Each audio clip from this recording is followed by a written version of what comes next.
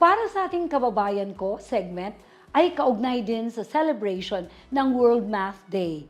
Truly a Filipino at heart and a pride of our country. Yan ang professor and content creator na si Peter Esperanza.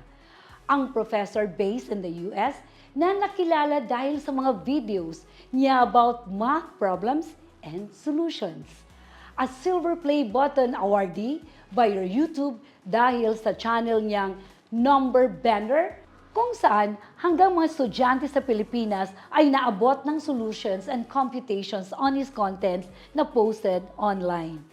Mas kilalanin pa natin ang ating proud kababayan, lalaging may solusyon.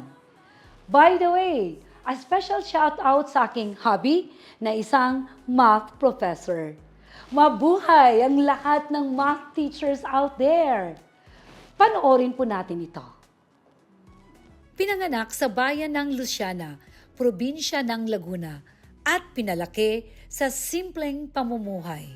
Hello everyone, this is Peter Esperanza at ako ay teacher dito sa Amerika, pero lumaki ako sa Luciana, Laguna noong taong 1980s and 90s. Wala pang technology noon, so ang pamumuhay namin ay payak. Ang bayan ng Luciana ay nasa dulo bahagi ng Laguna. Simple ang buhay. Ang nanay ko ay isang linggong nasa Marikina para magtinda ng isda. Yung tatay ko naman, OFW noon, at construction worker sa Middle East. So lumaki kami sa mga lola namin at sa Luciana, sa public school kami unang nag-aral hanggang sa tumuntong ako sa college at doon ako nakaranas na mamuhay sa Maynila. Luckily, with the support of my parents, pagtapos naming mag-aral sa Luciana, pagdating namin sa Maynila, nakapag-aral nga ako sa DLSU. Hindi man naging madali, pero hindi rin hinayaan ng ating bida na ma-zero ang pangarap niya.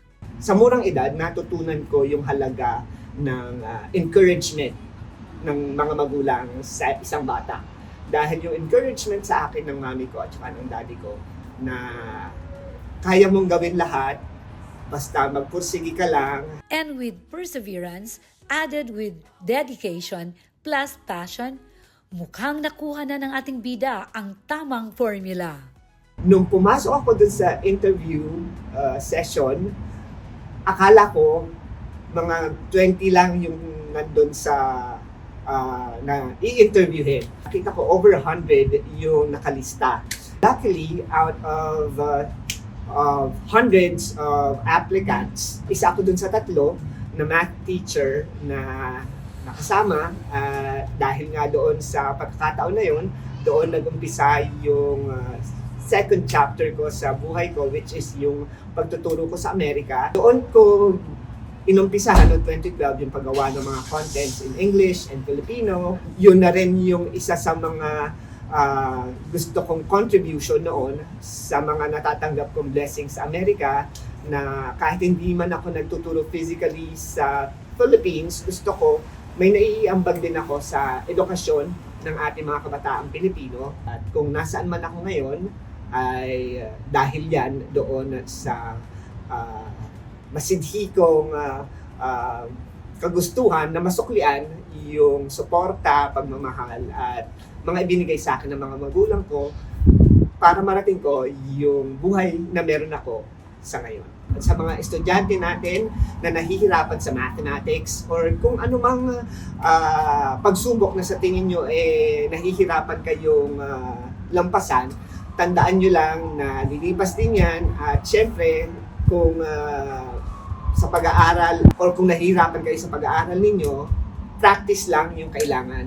Kasi kahit anong skills, kay dancing yan, kay paggawa ng content, pag-aaral ng calculus, hindi instant para maging successful ka at ma-achieve mo yung level na gusto mo.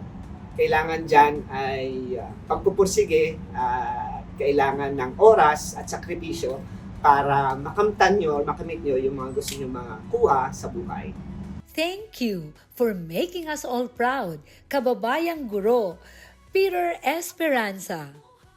The one who love Filipino at heart. Tayong lahat ay sama-sama. isa